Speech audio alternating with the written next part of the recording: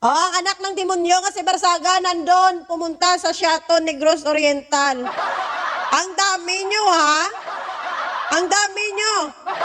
Sobrang dami nyo, oh. Mga ilan kayo dyan? Mga 200. Yan na ba yung sinasabi nyo na solid ang mga Duterte sa Visayas?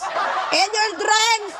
Hindi nyo masulod sa bulsa nyo ang mga Ilonggo, kag Ilongga, kag mga Bisaya na nakatira dyan sa Visayas. Bihira lang kayo makikita sa Visayas dyan na pamango-mango. Yan yung mga taga-Visayas lang makita nyo nga taga-mango-mango. Yan yung may mga espiritu, mga nasaniban pa sa pagka-DDS virus. Sila yon. Ito yung picture nagpapatunay na wala na talaga yan, wala ng Duterte sa Visayas. Kaya walang solid Duterte sa Visayas. Tingnan nyo kung Duterte yan. Diyos ko, pupunuin nila yan. Pero tingnan nyo, hindi nga mapuno.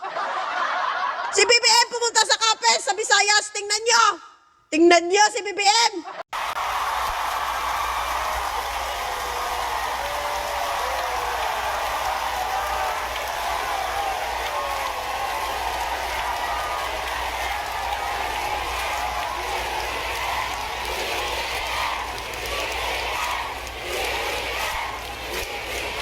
Kita mo yan yung totoong tao.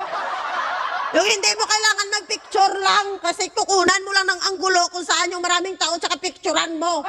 Ito totoong tao, nakaka-video. Kaya sa mga nagkiklaim dyan na solid Duterte at pro Duterte ang Bisaya, magsuka ka. Nakakasuka kang animal ka. Hindi totoo yan. Sinusuka ang Duterte sa Visayas. Yan ang totoo. Walang pro Duterte sa Pilipinas at walang solid Duterte dyan sa Visayas.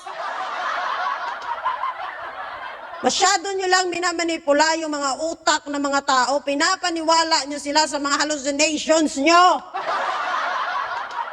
Tandaan nyo sa tanan nga mga Ilonggo, kag Ilongga, kag mga Bisaya nga naka-star dira sa Visayas, wala yasang mango nga taga Visayas.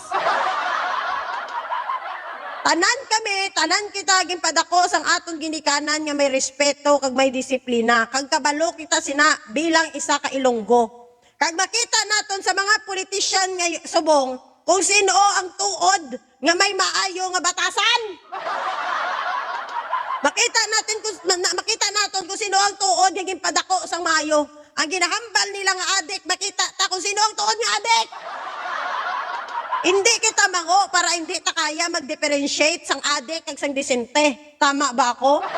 Kaya sa mga taga-Visayas diyan, lalo na sa mga kailonggo ko, wala sang Ilonggo nga mango. Tandaan nyo yan, wala Ilonggo nga mango. Kung may mango man, amo na sang may mga spirito pa sang pagka-DDS kulto. Tandaan nyo yung sinasabi ko, kakaunti na lang yung DDS.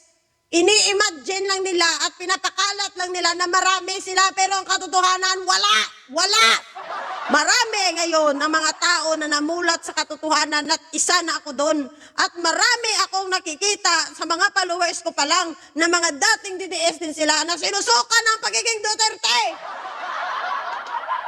At graduate na sila sa pagiging kulto. Graduate na kami sa pagiging kulto. Wala sang solid nga Duterte sa Visayas. Tandaan nyo yan. Huwag nyong i-claim na sabihin nyo solid Duterte Visayas. Fuck you, matulog ka. Matulog ka muna na nanaginip ka pa.